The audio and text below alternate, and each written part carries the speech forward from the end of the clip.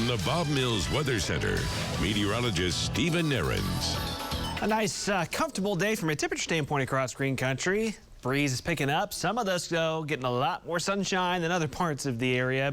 Bartlesville, you've been one of quite a few. Basically, if you're north of Tulsa, this has been your look so far. You've had lots of sun to enjoy.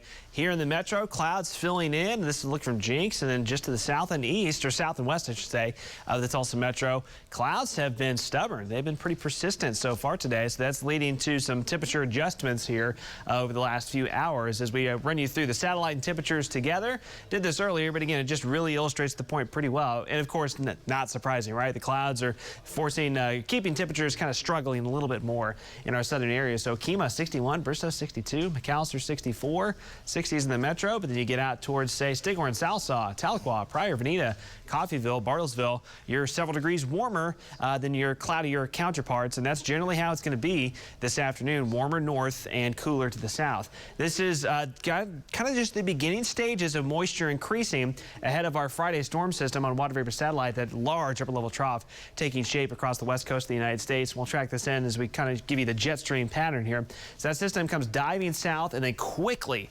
moves through on Friday. As we've been tracking this throughout the week, if we backtrack things 2 or 3 days ago, this storm system looked a lot slower, which was going to lead to a more prolonged period of rain and storms that would last more so into the weekend. But as we've gotten closer and closer, the storm system has been getting faster and faster. So it zips through here on Friday, and even by Friday night, some of us are already starting to clear out a little bit by late Friday night. And then by the weekend's starting to look better and better from weather standpoint, and then we'll be kind of just waiting, and the jet stream kind of reloads a little bit to our west early next week, and then by mid to late next week we may have that another system come swinging in. All right, back to today. Highs this afternoon, as I just showed you, where it's sunnier, obviously warmer. So to the north and to the east, mid to upper 70s, lower 70s in Tulsa, and then some 60s once you get south of Bristow, around Okemah, and even Okmulgee, McAllister, Eufaula. I would not be surprised. I've got you in the low 70s, but I wouldn't be surprised if you hold in the 60s if that cloud deck doesn't thin out pretty soon.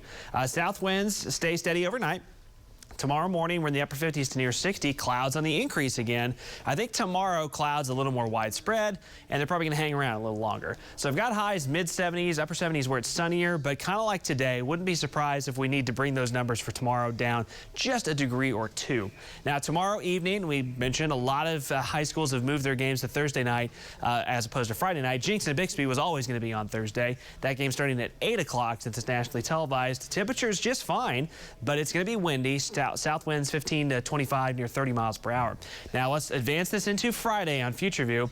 Once again, this storm system continues to look faster and faster in the forecast data. So we're looking at, midday, early afternoon Friday, showers of storms developing near I-35, then marching in late afternoon and into the evening. This is what I mentioned, that I think there could be some spots, especially west of Tulsa, that are maybe already getting on the backside of storms by Friday evening. That kind of speed of the system continues. Severe weather threats are there on Friday and the afternoon evening hours. Damaging winds would be the biggest threat, along with some locally heavy rain. The tornado threat is low, but it's not zero. It's something that we do have to monitor with this pretty strong system on Friday. So again, that's going to be kind of a stormy period there Friday afternoon into the evening, clearing out as we head into the weekend. So all of a sudden, Saturday and Sunday not looking so bad at all. Nice temperatures for the fall back weekend ahead of us.